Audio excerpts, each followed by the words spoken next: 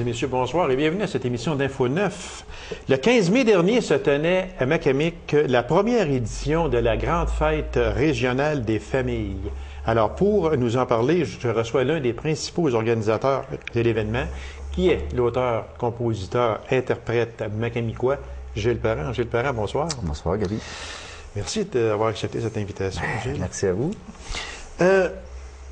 C'est une première édition, puis on peut dire une première réussite également, Gilles. Absolument, ça s'est très, très bien déroulé. Les maisons de la famille et moi-même, on avait décidé de faire une grande union, de se réunir tout le monde ensemble pour faire une grande fête régionale. Et effectivement, ça a été une belle réussite. Si on revient là, au début, c'est venu comment, cette fête-là? Je veux dire, qui a lancé l'idée? OK, parfait. Alors, l'idée est venue tout d'abord de la maison de la famille de La Sarre. Okay. Alors, j'ai reçu une invitation. Ça a commencé comme ça. Alors, j'ai reçu une invitation de Cynthia Lefebvre. Lefebvre, oui. Pas la nommer. Oui. Et puis, Cynthia m'a envoyé un courriel me demandant, Gilles, est-ce que tu serais prêt à une collaboration avec les maisons de la famille pour une activité? Alors, ça a commencé comme ça. Alors, j'ai accepté d'emblée. Et puis, de fil en aiguille, ben, on s'est rencontrés. Les maisons de la famille se sont regroupées. Chaque participant ou chaque représentant, si tu veux, ou coordonnatrice, se sont regroupés avec moi. Puis on a discuté comment on pourrait faire une grande activité régionale qui regrouperait les membres de la famille. Alors, les premiers balbutiements se sont faits comme ça. Et puis, de fil en aiguille, ben, on a décidé de faire une journée justement d'activité. Et puis, il fallait trouver où faire ça, qu'est-ce qu'on allait faire et tout ça. Alors, on s'est réunis plusieurs fois pour Parce que c'était une fête régionale, il faut le dire. Absolument. C'est ça. Absolument. Alors, l'idée, c'était justement de briser l'isolement, surtout pour les maisons de la famille, parce qu'on le sait que c'est des gens qui travaillent beaucoup dans l'ombre, qui sont surtout vus comme des gens qui vont faire beaucoup de sollicitations, mais on les connaît pas, on sait pas ce qu'ils font. Ça, par exemple, c'est vrai. Et alors, tu sais, ils deviennent comme, en guillemets, des quêteurs, et puis c'est pas du tout ça. C'est des gens qui font beaucoup d'activités. C'était des faire connaître. Absolument. C'est ça. Alors, c'était un prétexte, mais aussi pour s'amuser. Se donner une petite tape dans le dos puis dire, regarde, on est capable d'organiser des choses au niveau régional. Puis pourquoi pas faire quelque chose qui va justement compléter notre mission, c'est-à-dire de faire des rapprochements entre les parents et les enfants. Et pourquoi pas, rapprochement parents-enfants, mais rapprochement aussi parents entre les familles. Exactement. Alors, c'est un peu ça qui était l'idée. Puis je pense que ça a été réussi. C'était le but, puis c'était une réussite. Ça a attiré combien de personnes, Gilles? Les chiffres exacts, nous, on a évalué environ entre 550 et 650 personnes, mais les vrais chiffres, c'est autour de 700 personnes. OK. Donc, parce qu'on ne fait pas une chose de même, on se fait un objectif. Absolument. Habituellement. Absolument. Okay? Des fois, on le dit pas, mais dans vos options à vous autres, est-ce que l'objectif a été atteint? En quelque sorte, l'objectif était atteint. C'est sûr qu'au début, c'était une première. Oui, mais c'est pour ça, oui, exactement. Au niveau mathématique, on pensait que ça serait assez facile d'atteindre entre 1000 et 1500. Ça aurait été l'idéal. Oui. Mais je vais t'avouer aujourd'hui que s'il y avait eu ce nombre-là, ça allait pas bien dans le Il faut le dire, il y aurait eu trop de monde. Il y aurait eu trop de monde. Il y aurait eu trop de monde. On n'avait pas assez d'activités pour répondre à cette demande-là. Donc, pour la première année, c'était parfait comme ça. Nos attentes étaient peut-être très, très élevées par rapport au nombre de gens qu'on pensait avoir. Mais on est content qu'il n'y ait pas eu plus. Okay. La raison pour laquelle il n'y a pas eu notre objectif entre 1000 et 1500, c'est qu'au niveau des... On avait mal évalué la participation des gens de l'extérieur. Ah, OK. C'était pas évident. Parce que ça venait de Val-d'Or, ça pouvait venir de Amos, de Rouyn, de Malartic. De La Sarre. Oui. Alors, ça venait de partout. Alors, c'était ça qui était difficile à évaluer. Est-ce que les gens vont réserver l'autobus? Nous, on avait pensé 3 autobus par localité. Finalement, c'est pas ça qui est arrivé. On a eu un bus. Alors, c'était ça la différence. La différence, c'est ces jouets-là. On est content, par contre, parce qu'on s'attendait à ce qu'il y ait moins de gens des petites municipalités de la BTB-Ouest et des environs qui viennent participer, puis on en a eu beaucoup. Sainte-Germaine, Val-Paradis, Beau-Canton, ça venait de partout. Parce que c'est sûr, c'est une première. Donc, en ayant une première, le mot le dit, on n'a pas eu avant. Fait que si on n'a pas eu avant, il faut faire une première marche. Puis, cette marche-là, bien là, est-ce qu'elle est haute? Est-ce qu'elle est basse? C'est ça qu'il faut évaluer. Vous avez tenté de l'évaluer peut-être à entre 1000 et 1500 personnes. Il y en a eu 700. Et heureusement que vous dites, parce que vous auriez manqué des choses à ce moment-là. Oui, mais il reste un fait, c'est que si ça revient l'an prochain, bien là, il y aura une planification avec l'expérience de cette année versus l'an prochain. On va ajuster parce que il y a beaucoup de salons, Gilles, et je pense que tu es au courant, j'en suis persuadé, dont juste un comme ça, qui est le Salon des animaux et de compagnie. La première année, il y a eu à peine 1200-1300 personnes, si ma mémoire est fidèle. C'est à Rouyn-Noranda. Et puis, on est rendu à la 5e édition où on joue dans 7-8 000 personnes. C'est tout à fait normal. Alors, pour à quoi je veux en venir, Gilles, c'est que est-ce qu'il y aura une deuxième année? Bien, nous, c'est ça. C'est qu'on a fait la préparation, on a eu la journée en tant que telle, puis il fallait faire un bilan aussi par la suite. Alors, on s'est rencontrés et ça a été très positif de la part de toutes les maisons de la famille. Tout le monde était enchanté par le projet. Ça a été un succès partout. Il y a eu des bons échos. Oui. Présentement, on ne s'est pas revu. On devait se voir en septembre. Ça va sûrement se faire avant la fin septembre.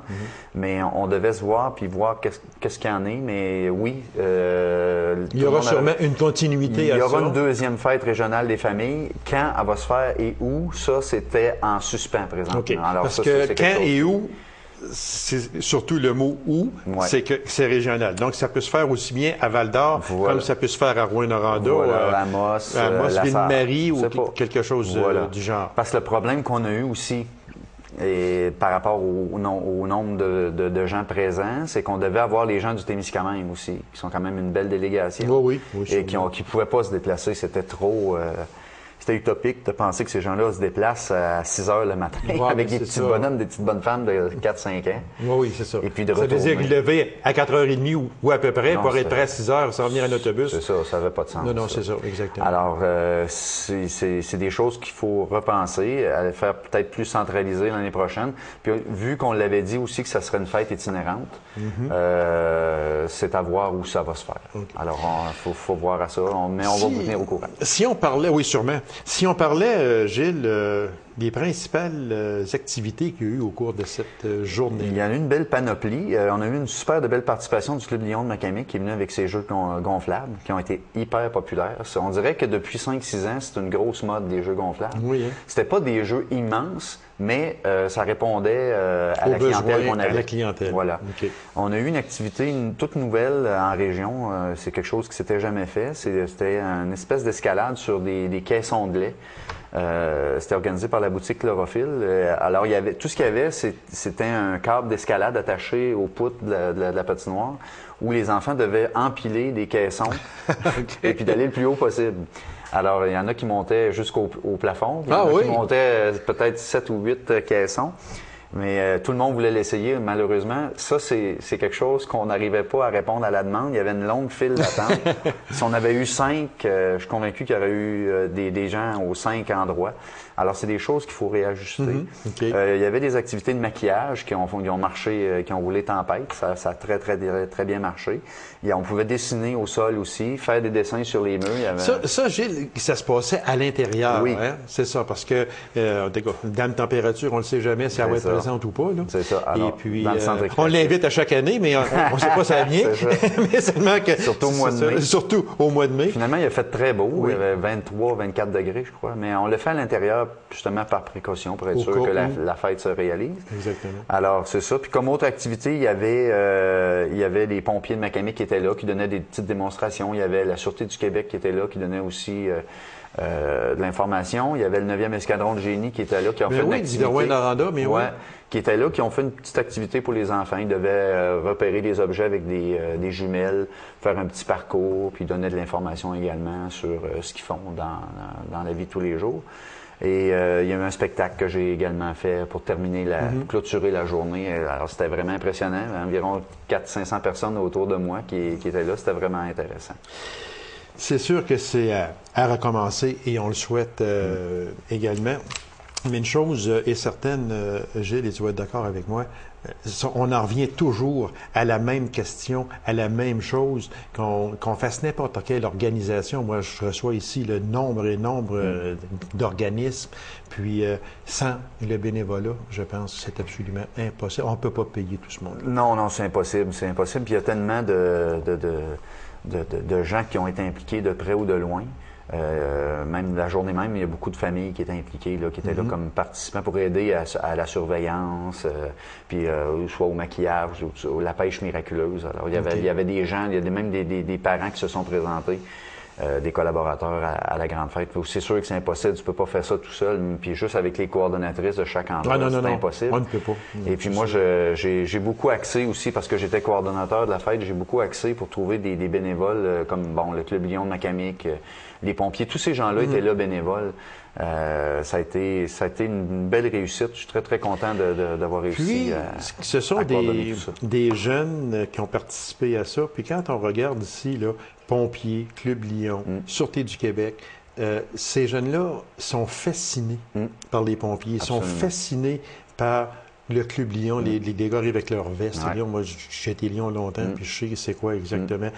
À la Sûreté du Québec, l'autopatrouille, tu sais. Ça, les jeunes là, embarquent tellement là-dedans. Alors, chapeau à ces personnes-là qui, comme tu le dis si bien, Gilles, c'est bénévole. Absolument. Et puis, c'est de grande importance. Oui, absolument. Non, c'est bien que les gens s'impliquent. Puis ça, je veux le souligner parce que tous les organismes que j'ai approchés ont répondu oui d'emblée. Ils ont participé, ils ont mis de leur temps, ils ont mis de l'argent aussi parce que, bon, on parle du Club Lion, il y a quand même beaucoup d'investissements dans le jeu, tout ça. Puis le 9e escadron, il y a des gens qui ont été payés pour venir présenter ces activités-là, tout ça. Le Chlorophylle, ils ont pris de leur temps pour venir. Alors, je les remercie, puis fantastique. Puis au niveau des transporteurs, ça a été la même chose. Ils se sont impliqués bénévolement. Ça a été un gros bravo à tout le monde. Ça, c'était organisé par le regroupement des organismes familles de l'Abitibi-Témiscamingue. Absolument. C'était ça. Voilà. Alors, on espère, Gilles, d'avoir une édition numéro 2. Alors, on va t'inviter à venir nous en parler, c'est sûr, que c'est parce que je souhaite vraiment qu'il y ait une deuxième activité. La date, le mois et l'endroit, on ne le sait pas. Ça va être au printemps, c'est sûr. Mais ça va être au printemps. Mais et l'endroit, ça va être en Abitibi-Témiscamingue, c'est sûr et certain aussi. Ça, c'est clair. Alors, Gilles, merci infiniment. Puis, bravo à tous ceux qui ont participé de près ou de loin à cette activité. Et surtout, bravo aux bénévoles. Nombreux bénévoles, Gilles, c'est important, on l'a tellement dit. Pompiers, Club Lion, Sûreté du Québec, 9e escadron de génie d'Orwin-Noranda. Alors, merci à toutes vous autres, merci à ceux qui ont participé de près et de loin. Gilles, merci infiniment. Et puis à Cynthia Lefebvre également, qui a travaillé beaucoup pour la réussite de cette organisation-là. Et on souhaite une deuxième activité de ce genre. Merci beaucoup. C'est moi qui te remercie. Alors, courte pause et on vous revient. Restez là, mesdames et messieurs. Le Centre d'art Rotary de la Sarre présente encore en 2010-2011 une magnifique brochette d'activités. Alors, pour nous en parler, je reçois Mme Suzy Tousignan. Madame Tousignan, bonsoir. Bonsoir. Madame Tousignan, dans mon intro, je disais qu'encore cette année, le Centre Rotary présente une magnifique brochette. Comment on bâtit ça, une brochette comme ça? D'abord, on ne fait pas ça du jour au lendemain, c'est pas vrai. Ce sont des mois et des mois et des mois d'avance. Oui. Mais comment on en vient à préparer une aussi belle brochette que ça? Bien, pour commencer, nous, on a une politique culturelle qui, dans notre politique culturelle, nous dit qu'on devrait avoir une exposition scientifique, 2 places pour les artistes en région et de la création de l'extérieur. Ça, c'est en partant. Bon, il faut regarder... Ce sont les critères de base. Il faut regarder ce qu'il y a eu l'an passé et ce qu'il va y avoir l'année d'ensuite. Il ne faut pas arriver avec toujours les mêmes choses. Il faut que ça soit diversifié. Donc, cette année, c'est pour ça que là, on est rendu à vous offrir cette belle brochette. Oui, c'est vrai, parce on que est très contents. on la regarde et puis on touche à peu près à toutes les sphères. Il faut toucher à toutes les sphères parce qu'on a toutes sortes d'artistes en région aussi, là, autant la sculpture, autant la gravure, autant l'impression. C'est important. Oui. Êtes-vous d'accord avec moi, Mme Tousignan, que en région, parce que moi, je suis placé je fais des entrevues avec beaucoup de personnes dans le domaine culturel. Puis, êtes-vous d'accord avec moi pour dire qu'en Abitibi-Témiscamingue, et nous autres, on est ici en Abitibi-Ouest, que le talent, c'est énorme? En région, dans notre région. Oui, en région, mais on peut aller en région, oui, exactement. Ça déborde. La Sarre et les environs, je crois, ou l'Abitibi-Ouest, je crois, c'est la place où est-ce qu'il y a le plus d'artistes en Abitibi-Témiscamingue. Oui. Donc, il faut les nourrir, ces artistes-là. Oui, il faut donner... Il faut les faire connaître, il faut les présenter. Oui, c'est Parce important. Parce qu'assez souvent, l'artiste, moi, je me suis rendu compte que l'artiste, il est humble. Puis, il n'aime pas aller au-devant des coups. Autrement dit, il n'aime pas aller... Est-ce que je peux aller exposer? Est-ce que je peux aller montrer telle affaire? Est-ce que je peux faire ci? Il faut aller les chercher. Puis même encore, je pense que vous allez être d'accord avec moi, parce que moi, j'appelle des auteurs. Puis, j'aimerais ça, Gaby, passer à ton émission, mais je sais pas, je suis un peu gêné. J'ai écrit ce livre-là, mais tu sais, sans...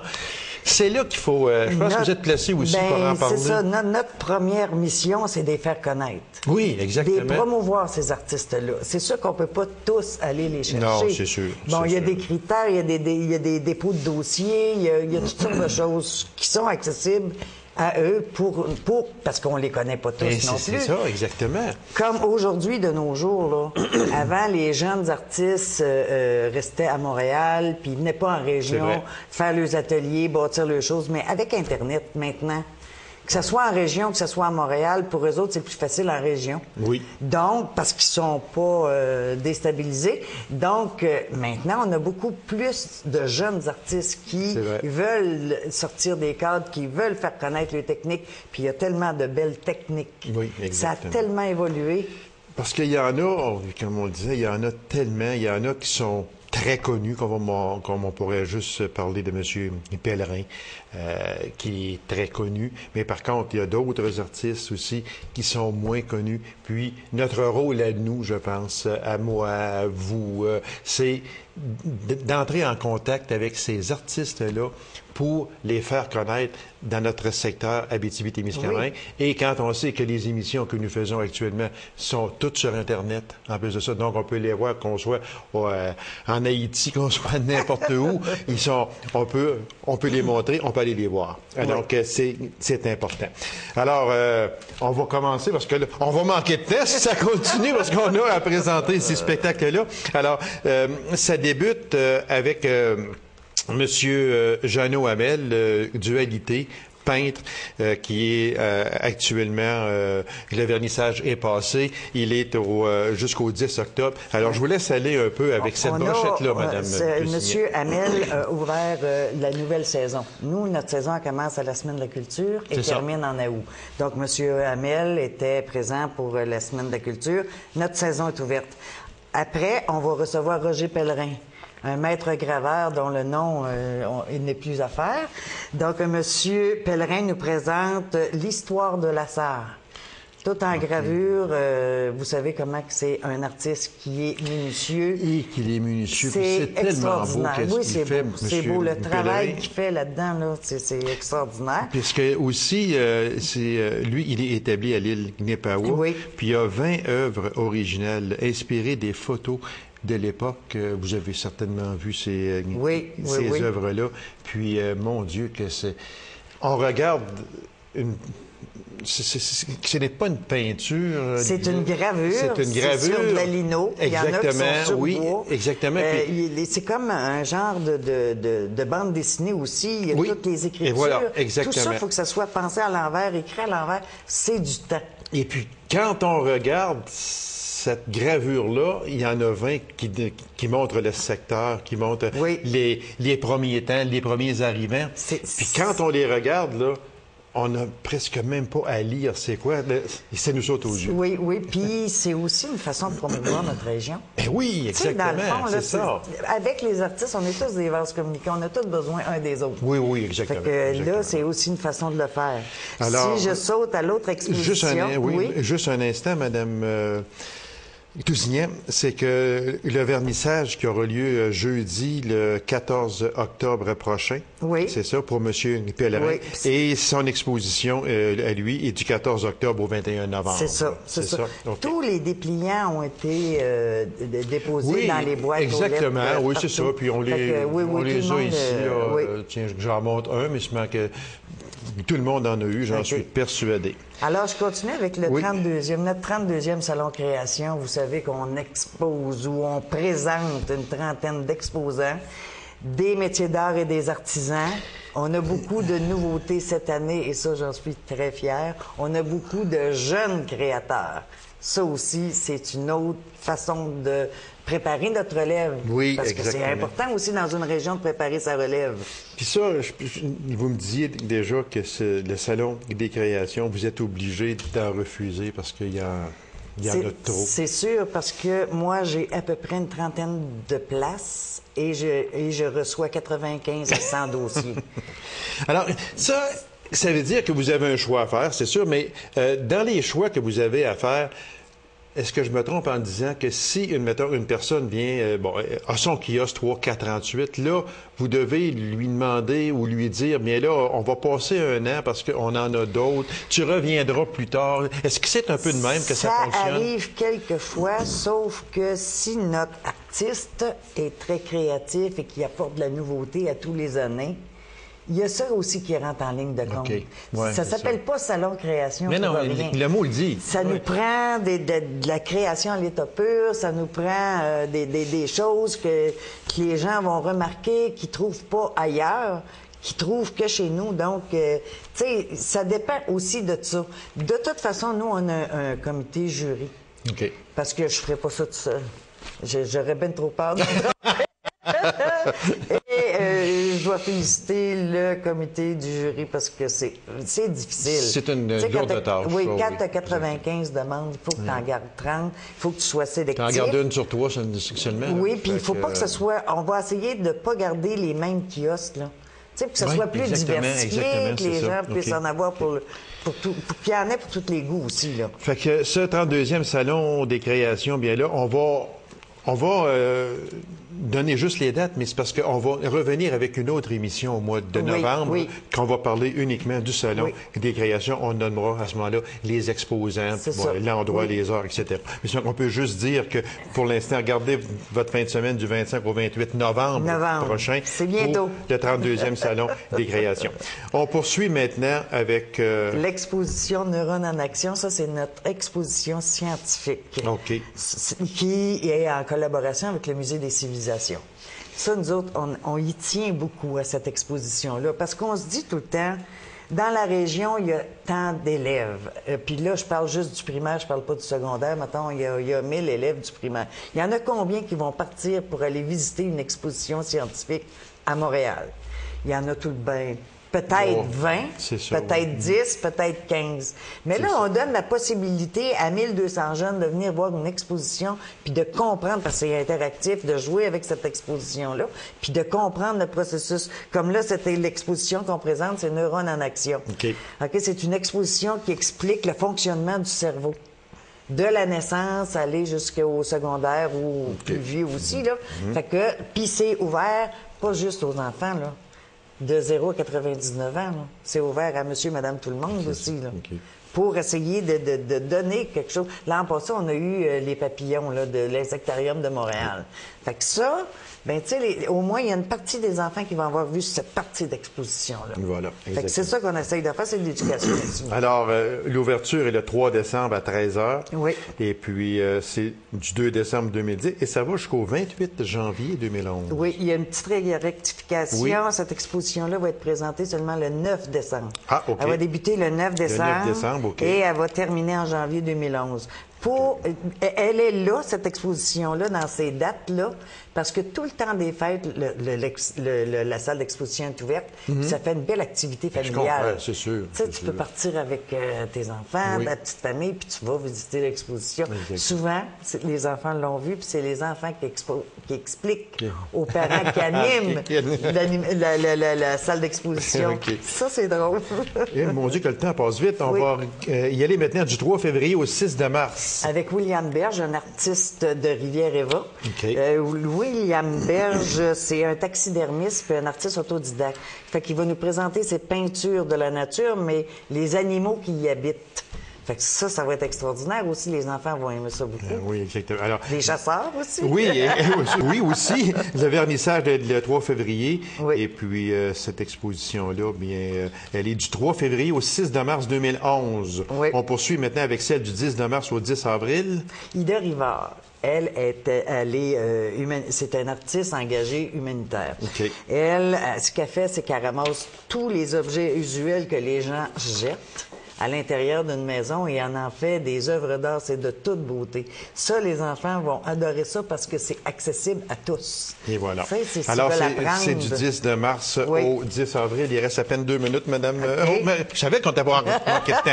On y va du 14 avril au 15 de mai. Là, on présente un collectif d'art naïf. Okay. Ça, on fait venir cette exposition-là, c'est pas la même exposition, une fois aux 3 ans. Pour donner le goût de la peinture. Parce que là, c'est une peinture, il y a beaucoup d'enfants dans cette peinture-là, c'est coloré, c'est extraordinaire. Fait qu'elle est du 19 de mai au 19 de juin. OK. Après ça, je m'en vais avec Isabelle Van Pevenage.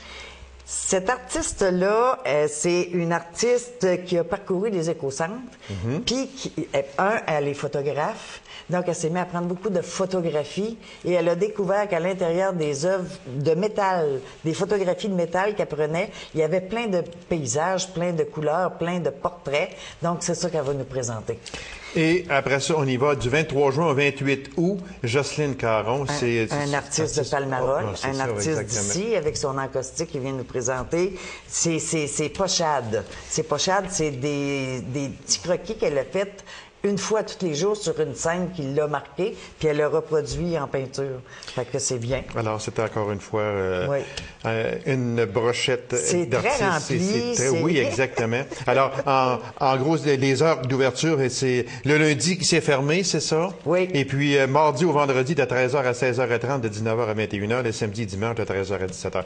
Madame Tousignan, merci infiniment. Encore une fois, vous faites un travail extraordinaire, exceptionnel, et je vous en félicite. Mais j'ai une équipe extraordinaire aussi. Et voilà. Merci beaucoup, Madame Tousignan. Alors, mesdames et messieurs, merci d'avoir été là. Et on se donne rendez-vous à une prochaine émission d'Info 9. Au revoir.